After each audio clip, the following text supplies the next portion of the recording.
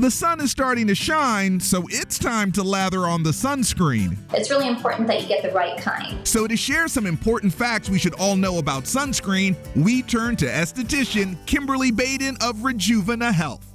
Starting with the difference between a chemical block and a physical block. If here's your skin and here's the sun, if you have a physical block on your skin, literally what happens is it pings off the surface. There's no absorbing here that happens. AKA, it's doing its job protecting our skin from damaging rays. Chemical block, on the other hand, if you have a chemical block on your skin, and this is the sun, it's literally absorbing. There's a heat transaction that's involved there. That's why people pigment when they're using a chemical block. So stick with a physical block.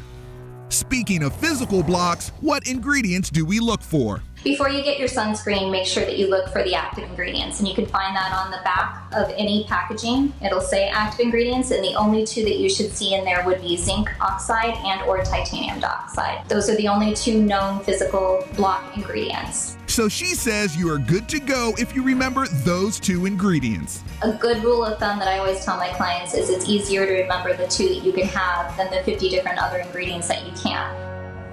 So which should we buy? She recommends Kipra's sunscreen called Heliotrope. It's a physical only block. It's one of my favorites because it's a moisturizer and it's also an SPF. Or Eminence Organics has got a really good one that's a primer as well as being an SPF. You can pick up both online, and don't worry, you won't look like an old school lifeguard with white on your nose. It's not that way anymore. They've really gotten more cosmetically elegant. Finally, does sunscreen expire? Most of them, once you open them, they're going to be 6-month use-up rate. She says once they expire, they can lose their ability to protect our skin. So toss the old stuff.